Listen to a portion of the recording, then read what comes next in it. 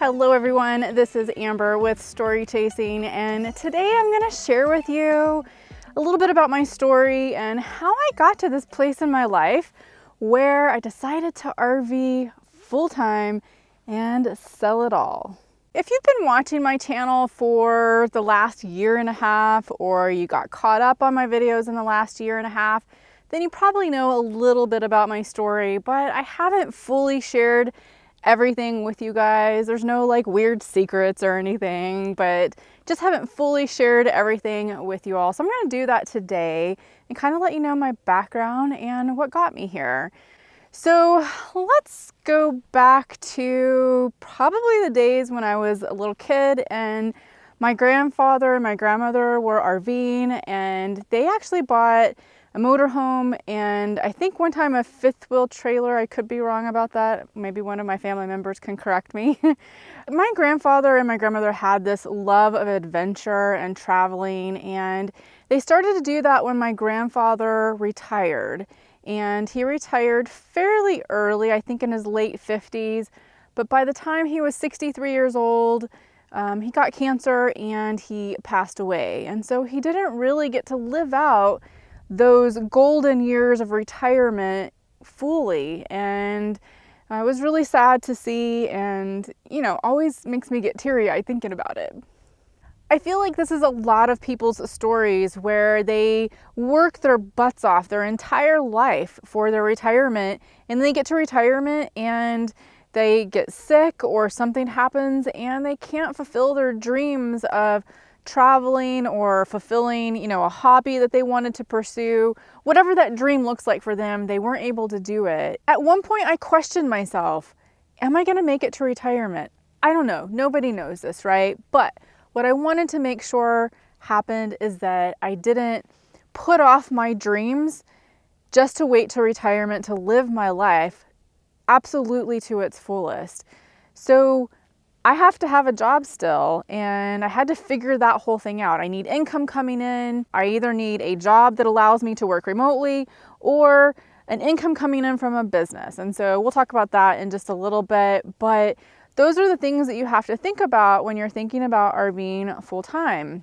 So a couple of years ago, I was at this company and I had been working indirectly and directly for them for about 8 years and loved this company, loved my job, loved the people that I work with. But it was very, very stressful and I had a lot on my plate. And, you know, it was one of those things where I ended up buying the house to get out of renting all the time. I was living in downtown Seattle and I was paying $2,100 a month for a 480 square foot apartment. And, you know, that was super tiny and actually really the start of my whole desire to live this minimalist lifestyle. Downsizing into 480 square feet is no small task coming from, you know, about 2,000 square feet. So I had to really downsize and I loved it. I really, really fell in love with it.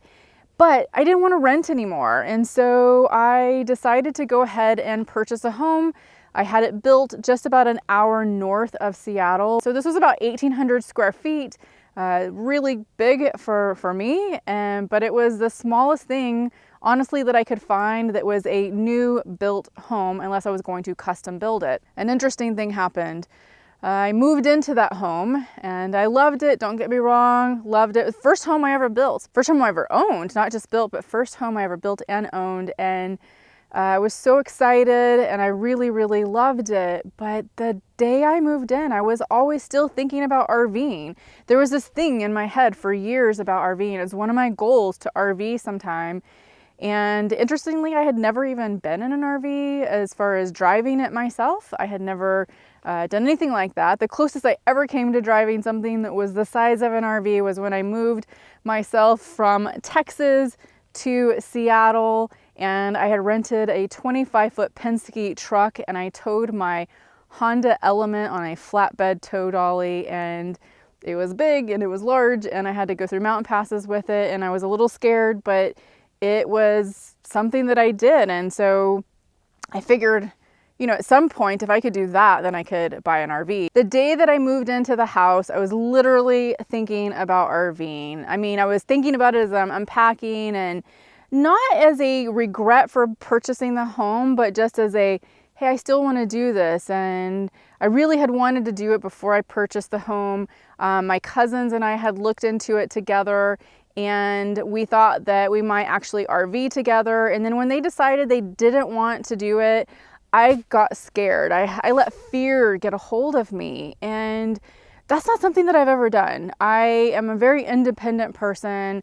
I am ambitious, and I tackle pretty much everything that's set in front of me. I look at obstacles as challenges to overcome. Like, it just fuels me for some reason. And so to let this thing with my cousins deciding to not go RVing to stifle my growth and wanting to go RV myself was intriguing to me. And I kept questioning myself, like, why did I allow that fear to get a hold of me? And I didn't have all the answers in the beginning when I started asking those questions. I decided to remain curious about it. I purchased the home in February 2016, and then by that summer, I had gone to the doctor and I was exhibiting signs of some major stress. I was feeling it a lot in my body, and I was pretty concerned. And so I just wanted to go get a checkup and have them do some blood tests and stuff to make sure I was okay. If I wasn't, we needed to get that figured out. I'd always really managed my stress very well, but for some reason, I just wasn't able to do it anymore. And I don't know if it was because it was just so much that I couldn't get control over it. But what I did know is that something needed to change, because if it didn't, that thing, the stress, was going to change me and not in my timing. And so I wanted to get a hold of it and figure out what to do about this situation. And so sure enough, blood test results came back and I was borderline diabetic. I was stressed. My adrenal glands were shot, and I was told you need to lose weight. And so I knew that about myself already, about losing weight. I tend to be an emotional eater and a stress eater, so it was all taking a toll on me, and I needed to figure this out, especially because we had these numbers that came back from the blood test results. And so I knew then for sure that something needed to change. And so I started really researching even more, doing the RV life and what kind of RV that I actually wanted. And so that was a catalyst for me to really change my life and realize that I needed to follow my dreams now, not later. And I had always kind of known that, but timing is everything. We are not always able to go and do the thing that we want at the particular time that we're thinking about it. We need to prepare for it, and we need to plan. And so I started doing that. I had decided that I was going to start RVing, and I knew that I needed to create some kind of balance in my life, because even though I was working remotely, like, people think that working remotely is really great, and it can be, but you tend to work a lot more because you're in your house and your work is just right there. You don't get up, get ready, go into the office, interact with people, face to face, go to lunch with them. Instead, what you do is you tend to work a lot more when you are inside your home and working remotely. And maybe there are people out there who can balance it really well. I was apparently not one of those people. So I knew that I needed to make an adjustment, and I thought that adjustment would be that going and doing the RVing life, at least, even though I'm working a lot still, I could, during my downtime, I could be traveling and experience some really beautiful country and relax a little bit more. And so, if you have a home, a lot of times you're kind of tethered to that home, because on the weekends there's chores to do with the house. There's things that need to be repaired. Unless you're hiring all of this out to people, you're doing it yourself. And in just the small amount of time that I had owned the home, quite frankly, I didn't like it. I know that probably sounds weird. Owning a home sounds like it's going to be great and it's the American dream. It wasn't for me. I didn't like being tethered to the house. I didn't like having to repair everything all the time. even though it was a brand new home, there's stuff that has to be done. There's maintenance on the yard, and it's just not something that resonated with me, I guess. February comes along again. I've lived in the house for a year. I decided for sure that this is what I was going to do. So if you were an outside person looking at my life, you would say that I had a really good life. I mean, I had an amazing career. I made really good money within my career. I had this beautiful new home, a nice car. I had Lily. I went to college and got my degree in accounting and with a minor in forensic accounting. And I was doing well for myself if you just look at all of those little things. But internally, I wasn't doing so well. I felt like I was dying actually inside. Every day, I felt like I was on the wrong path. And so I needed to change that. Part of my journey over the last, say, 10 years has been a lot of self-reflection and growth. And one of the things that I did was I started to look at my life and understand where I needed to grow more. And part of that was realizing that I could have the things that I wanted in life. So with that, I started looking at how do I accomplish my dreams and how do I make these things that I want come to fruition. And so I started studying on how to do that. And the word that I use for that a lot is manifestation. So I started looking at how do I manifest my dreams? Manifesting your dreams is a very simple process. However, I didn't know how to do that in the beginning. So I reached out to people to help me that had already been doing that in their life and who I could see were successful, not by monetary means, but rich in happiness and rich in fulfilling their dreams and rich in being ambitious and accomplishing everything that they set their hands to. So I reached out to people who were teaching that concept and implemented that in my life. And that was a game changer for me. Oh my God, I couldn't believe it. I called myself a manifesting machine. Oh my God, it's like everything that I started desiring and looking at how to manifest started happening. And literally 4 years, I manifested my top 4 dreams in my entire life. I had to actually go get some new dreams. Can you believe that? I know. So it was quite amazing. So I accomplished all 4 of those dreams. One of them was I was living in Scottsdale at the time. I wanted to move back to Seattle. That happened. Not by how I thought it was going to happen, by the way. There was a health story related to that, and that's for another time. But I had to move back to Seattle because of this health condition. And just for those who are wondering, I'm okay health-wise. The problem that I was having wasn't life-threatening necessarily, but it's somewhat resolved itself at this point. But I had to move back to Seattle. I purchased a home, which was another one of my dreams. I was working remotely, which was another one of my dreams. And then fourthly was to RV. Those are my top goals. Maybe they were small goals. I don't know. I felt like they were big, but I accomplished all 4 of them. So it was pretty amazing. So in February 2017, I decided to definitely I got an RV. So I had to find an RV. I'd already been researching a little bit about what that looked like. And I thought a Class C was going to be in my future because there was enough room that it felt homey. And I had looked at the Class B vans and I thought it was too small for me at the time. So I went ahead and purchased a Class C. It took me a little while to find it because I wanted a specific thing. Like I really wanted a Winnebago. I did want it to be new. And I wanted it to be something that wasn't too long, and I didn't want slides for sure. It took me till about April to find it. So April, I found the RV that I wanted. I had already been talking to my realtor about putting my house up for sale at that point. And so she was just kind of on standby and waiting for me to say go. The day that I went to look at the RV, and mind you, I'd been looking at RVs for a while, but when I went to go look at the RV, I fell in love with it and I decided that's the one that I wanted. And it was a Winnebago Spirit. It was 26 feet, Class C RV. And I purchased it. I put a down payment down on it and we started the process. As soon as I left the dealer, I picked up the phone and I called my realtor and said, it's a go. So we put the house up for sale. We did a showing that Saturday actually. And by Sunday, the house was sold. So 4 days it took to sell my house. There was actually a bidding war. I lived in a really great location, so I was very fortunate to have that happen. And I sold my house in 4 days. And I will say I was stressed like you wouldn't believe. Like I felt it in my core, like, and I couldn't understand it. I was like, why am I scared? Why am I stressed?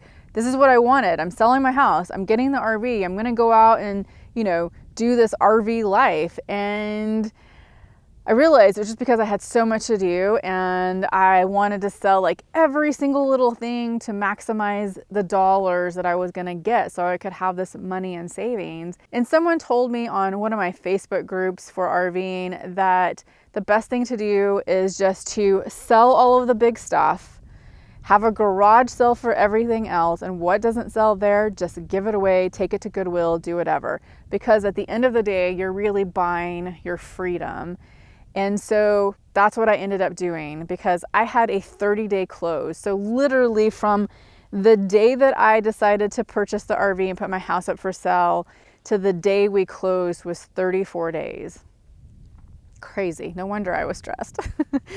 So it happened very quickly, but hey, that's kind of what I do. I make a decision and then I go for it. Mind you, I had a lot of wonderful neighbors and friends that came by to help me out, and I'm so grateful for them. But I will say the day that I got into the driver's seat of that RV and it was time to go, the whole house had been packed up. The realtor had the keys to give to the new buyer. I felt this huge weight come off of me. And I get teary-eyed thinking about it because it's not out of sadness, it's out of happiness actually. Sorry about that, guys. I had to go get a drink and just chill out for a second. Literally every single day I am so grateful for this life. And almost every time I'm traveling and I'm seeing these new beautiful areas and lands and meeting people, I feel like I have to kind of pinch myself and go, how did I get here? Like, this is just amazing to me. And I feel like I walk in this realm of gratitude all the time because I didn't just create this myself. I had a lot of people who helped me along the way, all the way from being a child to what was instilled in me, to teachers that I've had, mentors, the gentleman who brought me into the company where I was so stressed. I'm actually grateful to him too because he changed my life and saw something in me that he thought would work with this company, and it really did. And I'm so eternally grateful to him. That's part of what this life is about, is realizing that even though you may be an introvert and looking at RV life as a way to get away from the cities and get away from people,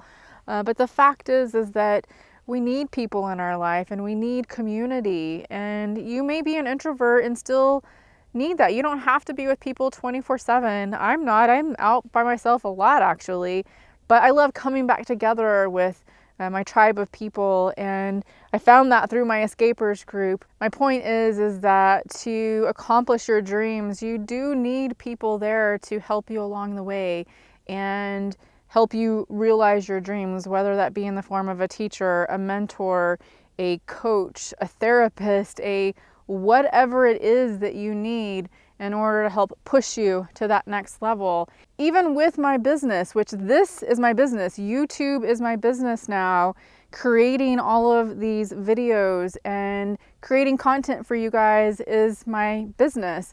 I quit my job last June. I know, yay! It was a freeing moment for me. And it's not to say that company was bad. They're not. I love them. I still talk to them. And I would go back in a heartbeat if I felt like it was the right decision for me. But right now it's not. And it was a very freeing moment for me to do that. So I'm taking a chance and taking a risk on this and building my business about helping people to fulfill their dreams. And I'm so excited for that part of my life. So quitting my 9-to-5 job was a risk for sure, and it was something that I didn't take lightly.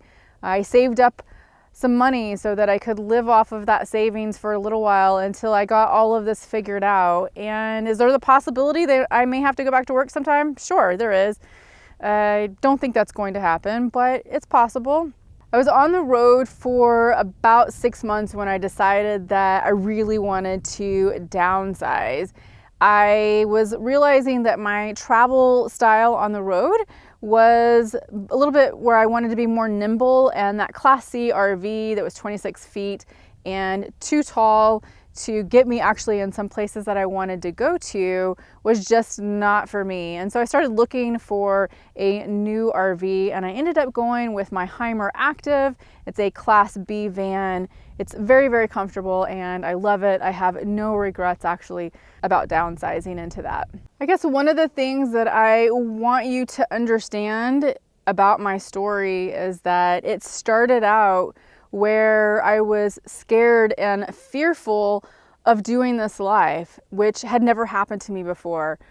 But I decided to push through that anyways, and that is a predominant theme in my life. I was scared to quit my 9-to-5 job. I was fearful of not only what my colleagues would think about me, but also, am I going to run out of money, or is this going to work? Is anybody going to subscribe to me on YouTube? You know, there's all these questions that go through your head. But at the end of the day, I just decided, you know what?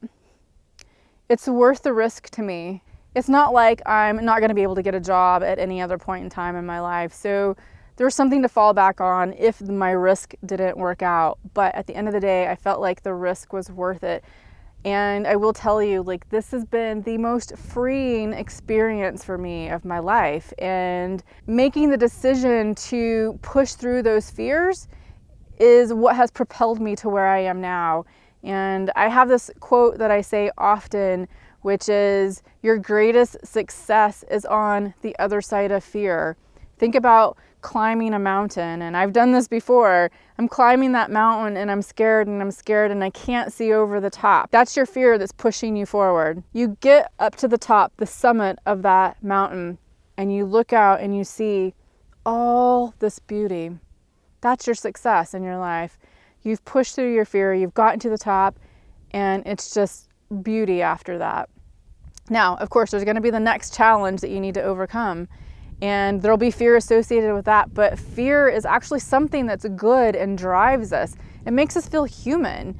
It makes us feel like, you know, we're actually feeling something. And so instead of looking at fear as something to be concerned about or something that, oh, I shouldn't do that because I have fear inside of me, I say almost the opposite. Now, you need to evaluate each situation. I'm not saying like, if you're scared to jump off of that cliff and skydive, I probably wouldn't do that myself, but you know, you need to look at the situation. Fear can actually drive you and create this amazing life and success for you. I say move towards that fear and try to understand it, sit with it, be uncomfortable. People want to be comfortable all the time. They think that being uncomfortable is bad. It's not actually. Being uncomfortable is what makes you grow as a human being. So that is the realm that I'm living in. I like to sometimes be in that uncomfortable situation, or I like to have that fear drive me a little bit. Check out this video that I made about a year ago about living in fear, and especially as a solo RVer. Let me know what you're doing. What's your story? What are you fearful about? And what do you need to overcome in order to accomplish your dreams and get through that fear? I'll see you in the next video. Bye.